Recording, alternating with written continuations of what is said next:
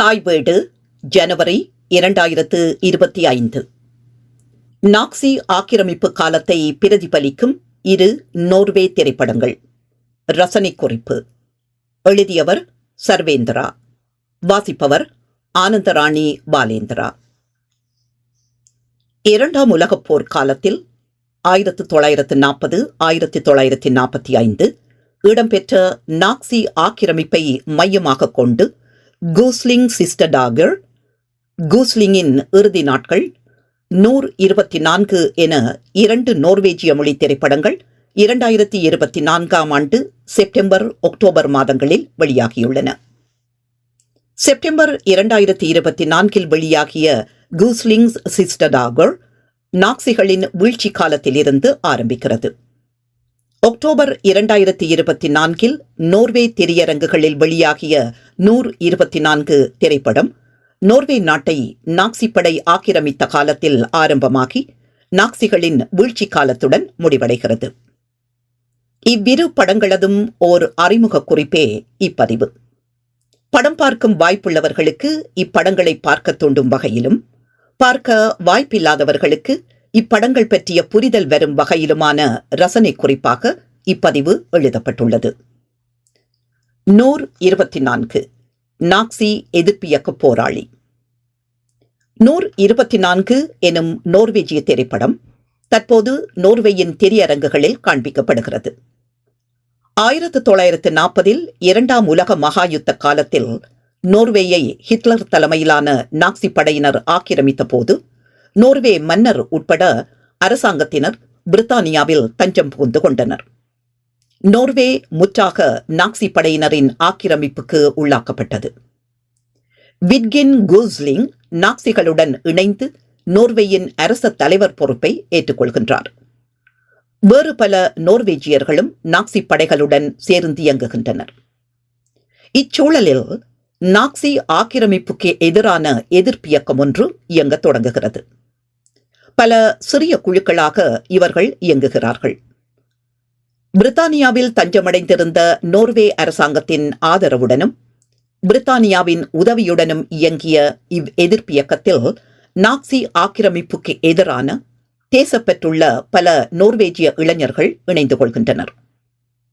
நாக்சி ஆட்சிக்கு எதிரான நாச வேலைகள், நாக்சியுடன் இணைந்து அநீதி புரிவோர் காட்டிக் கொடுப்போருக்கு எதிரான மரண தண்டனைகள், தகவல் சேகரித்து ஸ்வீடனூடாக பிரித்தானியாவுக்கு அனுப்பி வைத்தல், இவையே இவ் எதிர்ப்பியக்கத்தின் பிரதான நடவடிக்கைகளாக இருந்தன.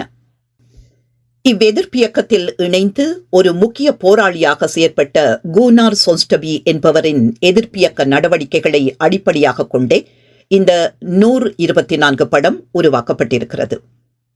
எதிர்ப்பியக்கத்தில் கூனாருக்கு வழங்கப்பட்ட 124 என்ற இரகசிய குறியீடே படத்துக்கு பெயராக வைக்கப்பட்டிருக்கிறது.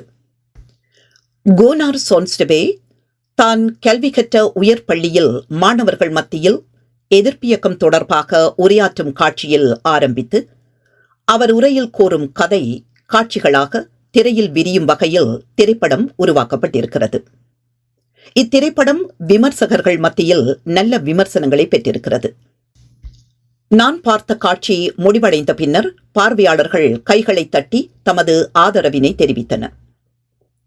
இத்திரைப்படத்தின் பல காட்சிகள் எமது தாயகத்தில் இடம்பெற்ற போராட்டத்தை நினைவுபடுத்தின. நாக்சிகளுக்கு எதிரான நாச வேலைகளில் நாக்சிகளுடன் இணைந்து சோவியத் யூனியனுக்கு எதிராக போராடுவதற்கு 3000 நோர்வேஜிய இளைஞர்களை இணைக்கும் நாக்சிகளின் முயற்சியை தடுப்பதற்காக ஒஸ்லோ தொழிற்கந்தோர் குண்டு வைத்து தகர்க்கப்பட்டமையும், நாக்சிகளுக்கான ஆயுத உற்பத்தியை தடுப்பதற்காக கூன்ஸ்பர்க் ஆயுத தொழிற்சாலை குண்டு வைத்து தகர்க்கப்பட்டமையும் காட்சிப்படுத்தப்பட்டுள்ளன. நாக்சிகளுடன் இணைந்து செயற்பட்ட போலீஸ் அதிகாரிகள் 124 உட்பட எதிர்ப்பியக்க போராளிகள் பற்றி தகவல் கொடுத்த 124 இளவயது நண்பன் உட்பட பலர் சுட்டுக் கொல்லப்படுகின்றமை காட்சிகளாக படத்தில் வருகின்றன. நாக்சிகளால் கைது செய்யப்பட்டால் எதிர்கொள்ளும் சித்திரவதைகளை எதிர்ப்பியக்க போராளிகள் எவ்வாறு எதிர்கொள்வார்கள் என்பதும் படத்தின் ஒரு பேசுபொருள். இதனை முன்கூட்டியே சொல்ல முடியாது என்கிறார் நோர் 24. சித்திரவதைகளில் உண்மை தகவல்களை நாக்சிகளிடம் சொன்னவர்கள் உண்டு. இதனை தவிர்க்க தற்கொலை செய்த போராளியின் கதையும் படத்தில் உண்டு. நாக்சிகளிடம் உயிருடன் பிடிபடக்கூடாது என்பதற்காக தன்னுடன் கிரெனேட் குண்டு ஒன்றை கொண்டு திரிவார் நூர் 24. ஒரு தடவை நாக்சிகளின் சோதனையிலும் அகப்பட்டுக் கொள்வார். அப்போது குண்டை வெடிக்க வைக்க தன்னை தயாராக்கிக் கொள்வார். அடையாள பத்திரம் சோதிக்கப்பட்டு உடல் சோதனை மேற்கொள்ளப்படாமையினால் அதில் நூர் 24 தப்பித்துக் கொள்வார். எதிர்ப்பியக்கத்தின் ஆரம்ப நாட்களில் பண தேவைக்காக நோர்வே மத்திய வங்கி தலைமை அதிகாரியிடம் நோர்வே பணத்தை அச்சிடுவதற்கான அச்சுத்தகட்டை இரவல் வாங்க முடிவு செய்யப்படுகிறது. இதற்காக வங்கியின் தலைமை அதிகாரியை நூர் 24 சந்தித்து தான் வந்த நோக்கத்தை சொல்வார். அதிகாரி தயங்குவார். உங்கள் பேரப்பிள்ளைகள் ஜெர்மன் மொழி பேசும் நிலை வரும். வரலாற்றில் சரியான பக்கத்தில் நிற்கும் வாய்ப்பு உங்களுக்கு கிடைத்திருக்கிறது என்பார் நூர் 24. பிரித்தானியாவில் உள்ள நோர்வே அரசாங்கத்தின் பிரதிநிதியாக வந்துள்ளீர்கள் என்பதை எவ்வாறு நம்புவது என கேட்ட அதிகாரி ஓர் இரகசிய வாக்கியத்தை எழுதி கொடுத்து, இது லண்டனில் இருந்து ஒலிபரப்பாகும் நோர்வே அரச வானொலியில் ஒலிபரப்பாகின் இவ்விடயம் குறித்த முடிவை எடுப்பேன் என்கிறார் அதிகாரி. இவ்ரகசிய வாக்கியம் ஏனைய 10 வாக்கியங்களில் ஒன்றாக மறுநாள் ஒலிபரப்பாகின்றது. அதிகாரி அச்சுத்தகட்டை நூர் 24 வழங்க அதனை பிரதி செய்து தமக்கு தேவையான பணத்தை அச்சிட்டு அதனை தமது இயக்கத்துக்குள் எதிர்ப்பியக்கத்தினர் விநியோகிக்கின்றனர். அச்சுத்தட்டு வங்கி அதிகாரியிடம் மீள வழங்கப்படுகிறது. இச்சம்பவம் சுவாரஸ்யமாக காட்சிப்படுத்தப்பட்டுள்ளது. படத்தில் கூனார் சோன்ஸ்டெபீக்கும் மாணவர்களுக்கும் இடையே நடைபெறும் உரையாடல் முக்கியமானதாக எனக்கு படுகிறது. எதிர்ப்பியக்க நடவடிக்கைகள் குறித்த கேள்விகளை மாணவர்கள் எழுப்பினார்கள். நோர்வேஜியர்களுக்கு வழங்கப்பட்ட மரண தண்டனைகள் தொடர்பான கேள்விகள் முக்கியம் பெற்றன. ஒரு மாணவி தனது உறவினர் ஒருவர் சுட்டுக் கொல்லப்பட்டது தொடர்பாக கேள்வி எழுப்பினார். நீங்கள் நேரடியாக இதில் ஈடுபட்டீர்களா என்பதும் மாணவர் ஒருவர் எழுப்பிய ஒரு கேள்வி. இதற்கு கூனார் பதில் சொல்லாமல் அடுத்த கேள்வி என்பார்.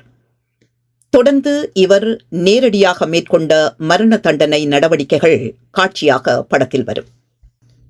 கூனாரின் இளம்பிராயத்து நண்பர் கடிதம் மூலம் வழங்கும் தகவல் நாக்சிகளிடம் செல்லாமல் தபால் ஊழியர்களூடாக எதிர்ப்பியக்க போராளிகளை வந்தடைகிறது.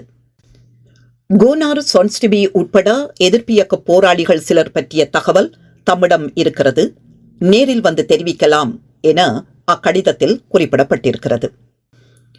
கடிதத்தை படித்த பின்னர் தனது நண்பருக்கு மரண தண்டனை வழங்கும் உத்தரவை கூனார் வழங்குகிறார். ஏனைய 2 போராளிகள் தண்டனையை நிறைவேற்றுவார்கள்.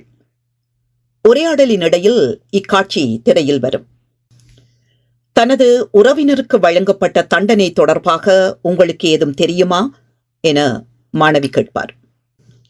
கூனார் தெரியவில்லை என கூறி பல விடயங்கள் நடந்தன என பதிலளிப்பார். உரையாடலின் ஒரு கட்டத்தில் நீங்கள் போர்க்காலத்தில் வாழ்ந்திருக்கிறீர்களா என கூனார் மாணவர்களிடம் கேட்பார். இதற்கு கேள்வி கேட்ட மாணவன், இல்லை, எனது பெற்றோர்கள் வாழ்ந்திருக்கிறார்கள் என பதிலளிப்பான். அப்போது நான் கூறுவது அவர்களுக்கு கூடுதலாக புரியும் என்பார் கூனார். மாணவர்கள் அவரை இத்துடன் விடவில்லை. உறவினர் பற்றி கேள்வி எழுப்பிய மாணவி காந்தியை குறிப்பிட்டு அவரைப் போல வன்முறையற்ற எதிர்ப்பியக்கத்தை நடத்தியிருக்க முடியாதா என்று கேட்பார். நாக்சிகளுக்கு அந்த மொழி புரியாது என்பார் கூனார். உரையாடல் முடிந்தாலும் கேள்வி கேட்ட மாணவர்களுக்கு கூனாரின் பதில்கள் திருப்தி தரவில்லை என்பதை பார்வையாளர்கள் உணரக்கூடியதாக காட்சி அமைக்கப்பட்டிருந்தது. இவ்வுரையாடல் உண்மையாக நடைபெற்றதா அல்லது திரைக்கதைக்காக இணைக்கப்பட்ட புனைவா என்பது தெரியவில்லை. ஆனால் ஓர் ஆயுத எதிர்ப்பியக்கத்தின் நடவடிக்கைகளை யுத்தத்துக்குள் வாழாத தற்போதைய இளைய தலைமுறையினரிடம் நியாயப்படுத்துவதில் உள்ள சிரமங்களை இவ்வுரையாடற் காட்சி உணர்த்துகிறது. எனினும் 2012 தனது 94வது வயதில் இயற்கை அடைந்த கூனார் சோன்ஸ்டபி இன்றும் தேசபக்தராக நோர்வேயில் போற்றப்படுகிறார். 124 திரைப்படம் நோர்வேயில் இன்னுமொரு விவாதத்தையும் கிளப்பியிருக்கிறது. நாக்சிகளுக்கான எதிர்ப்பு போரில் எங்கும் ஆண்களே முன்னிறுத்தப்படுகின்றனர். இப்போராட்டத்தில் ஈடுபட்ட பெண்கள் கண்ணுக்கு தெரியவில்லையா என்ற கேள்வி எழுப்பப்பட்டு விவாதிக்கப்படுகிறது. இவ்வெதிர்ப்பியக்கத்தில் ஈடுபட்ட இரு பெண் சகோதரிகளின் கதை ட்ரொண்ட்ஹெய்ம் என்னும் பெயரில் ஓர் அரங்காற்றுகையாக தயாரிக்கப்படுகிறது. இவ்வாற்றுகை 31/1/2025 அரங்கேறுகிறது. இதே 124 இன்று ஏதோ ஒரு நாட்டின் விடுதலை போராளியாக இயங்கி அன்று செய்த அதே நடவடிக்கைகளை இன்று செய்திருந்தால் தற்போதைய உலக பார்வையில் இன்று அவரது பெயர் தேசபக்தர் அல்ல, பயங்கரவாதி அல்லவா? கூஸ்லிங்கின் இறுதி நாட்கள். கூஸ்லிங்ஸ் சிஸ்டர் டாகர். ஆக்கிரமிப்பாரோடு ஒத்துழைத்து இயங்கும் ஆக்கிரமிக்கப்பட்ட தேசத்தை சேர்ந்த மக்களை அல்லது குழுக்களை கூஸ்லிங் குழுக்கள் என அழைக்கப்படுவதுண்டு. எமது தாயகத்திலும் அவ்வாறு அழைக்கப்பட்டவர்கள் உண்டு. இந்த கூஸ்லிங் அடைமொழி நோர்வேயின் வரலாற்றில் இருந்துதான் உலகம் முழுவதும் பரவிற்று. 2ஆம் உலகப் போர் காலகட்டத்தில் நோர்வேயினை ஹிட்லர் தலைமையிலான நாக்சி படைகள் ஆக்கிரமித்த போது விட்குன் கூஸ்லிங் எனும் நோர்வேஜிய அரசியல்வாதி நாக்சி படையுடன் சேர்ந்து இயங்கி நோர்வேயின் அரச தலைவராக ஏறத்தாழ 5 வருடங்கள் செயற்பட்டார். 1945 நாக்சி படைகள் வீழ்ந்து ஹிட்லர் தோல்வியடைந்த பின்னர் கூஸ்லிங் கைது செய்யப்பட்டு விசாரணைகளின் பின் மரண தண்டனை விதிக்கப்பட்டு சுட்டுக் கொல்லப்பட்டார். இதன் பின்னர்தான் ஆக்கிரமிப்பாளர்களுடன் சேர்ந்து இயங்குபவர்கள் கூஸ்லிங் குழுக்கள் என அழைக்கப்படத் தொடங்கினர். நாக்சிகளின் வீழ்ச்சியிலிருந்து கூஸ்லிங் மரண தண்டனைக்கு உள்ளாக்கப்பட்டது வரையிலான காலப்பகுதியில் நோர்வேயில் நிகழ்ந்த நிகழ்வுகளை அடிப்படையாக கொண்டு எடுக்கப்பட்ட கூஸ்லிங் சிஸ்டர் டாகர், கூஸ்லிங்கின் இறுதி நாட்கள் எனும் நோர்வேஜிய திரைப்படம் தற்போது அந்நாட்டு திரையரங்குகளில் காண்பிக்கப்படுகிறது. கூஸ்லிங் சிறை வைக்கப்பட்ட போது அவரை சந்தித்து ஆற்றுப்படுத்த முனையும் பீட்டர் ஓல்சன் எனும் கிறிஸ்தவ மதகுரு ஒருவர் எழுதி வைத்த நாட்குறிப்புகளை அடிப்படையாக கொண்டே இத்திரைப்படத்துக்கான திரைக்கதை அமைக்கப்பட்டதாக கூறப்படுகிறது. இத்திரைக்கதையில் புனைவுகள் ஏதும் இணைக்கப்பட்டதா என்பது குறித்த தகவல் தெரியவில்லை. இத்திரைப்படத்துக்கான திரைக்கதையை எழுதிய இருவரில் ஒருவர் நோர்வேக்கு முதலில் வந்து குடியேறிய ஈழத்தமிழரான குட்டியங்கள் என அழைக்கப்பட்ட ஆண்டனி ராஜேந்திரம் அவர்களின் மகளாகிய சிவ் ராஜேந்திரம் எலாயசன் என்பதும் இத்திரைப்படம் குறித்த ஓர் மேலதிக தகவலாகும். இது திரைப்படத்தை பற்றிய ஒரு விமர்சன குறிப்பல்ல, திரைப்படம் பற்றிய ஓர் அறிமுக ரசனை குறிப்பு. திரைப்படத்தை பார்வையிடவும் விருப்பத்தை தூண்டவும் இது உதவக்கூடும். இத்திரைப்படத்தில் கூஸ்லிங்குக்கும் மதகுருவுக்கும் இடையில் நடைபெறும் உரையாடல்களும் நீதிமன்ற விசாரணை காட்சிகளும் முக்கியமானவை.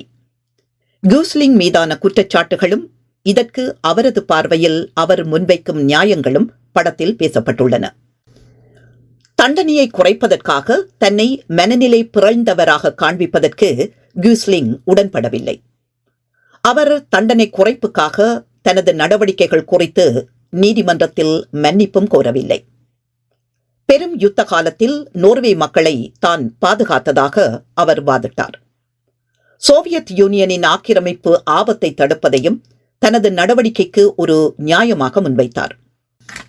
கூஸ்லிங் நோர்வேயின் ஆட்சி பொறுப்பில் இருந்தபோது நாக்சிகளிடம் கையளிக்கப்பட்ட சுமார் 800 1000 வரையிலான யூதர்களில் உயிருடன் மீண்ட 12 பேரில் ஒருவரான மருத்துவரின் நீதிமன்ற சாட்சி தாக்கமுள்ள வகையில் வடிவமைக்கப்பட்டிருந்தது. படத்தில் டிராமா என வர்ணிக்கப்படக்கூடிய உணர்வு தழும்பிய காட்சி படிமங்களும் உண்டு. மதகுருவின் மனைவி, கூஸ்லிங்கின் மனைவி பாத்திரங்கள் படத்தின் உணர்வு பரிமாணத்துக்கு உதவுகின்றன. இத்திரைப்படம் ஒரு காலகட்டத்தை பிரதிபலிக்கும் ஒரு பீரியட் திரைப்படம். ஒப்பீட்டளவில் குறைந்த செலவுடன் நம்பகத்தன்மை குறையாமல் படமாக்கப்பட்டுள்ளது.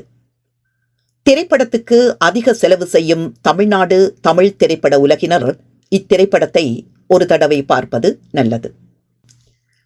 கூஸ்லிங் சுட்டுக் கொல்லப்பட முன்னர் அவரின் இரு கைகளும் விலங்கிடப்படுகின்றன. போலீஸ் அதிகாரி ஒருவர் அவரது கண்ணை கருப்பு துணியால் கட்டுகிறார். எனது சாவை எனது கண்ணால் பார்க்க வேண்டும், கண்ணை கட்டாதே என்று சத்தமிடுவார் கூஸ்லிங். இது விதிமுறை என கோரி அதிகாரி கண்ணை கட்டுவார். நான் குற்றமற்றவன், ஒரு குற்றமற்றவனை சுட்டுக் கொள்கிறார்கள் என கூஸ்லிங் உரத்து கத்த தண்டனை வழங்க அணிவகுத்து நின்ற காவலர்களின் துப்பாக்கிகள் முழங்குகின்றன. கூஸ்லிங் தலை சாய சுவருடன் சரிகிறார். அருகில் சென்ற தலைமை அதிகாரி அவரது தலையில் தனது கை துப்பாக்கியால் சுடுகிறார். இப்படியாக கூஸ்லிங் மீதான மரண தண்டனை நிறைவேற்றப்படுகிறது. இதற்கு சாட்சியாக மதகுரு நிற்பார். இது நிகழ்ந்து 79 வருடங்கள் ஆகிவிட்டன. நோர்வே சமூகமும் பல்வேறு மாற்றங்களுக்குள்ளாகிவிட்டது. மரண தண்டனை முறையும் இல்லாதொழிக்கப்பட்டு விட்டது. தான் குற்றமற்றவன் என்பதை வரலாறு சொல்லும் என கூஸ்லிங் கூறுவதாக திரைப்படத்தில் காட்சியொன்று வரும். ஆனால் இன்றும் வரலாறு அவரை குற்றவாளியாகத்தான் வைத்திருக்கிறது. ஆக்கிரமிப்பாளர்களுடன் கைகோர்ப்பவர்களை வரலாறு இலகுவில் விடுதலை செய்வது இல்லை போலும். நன்றி.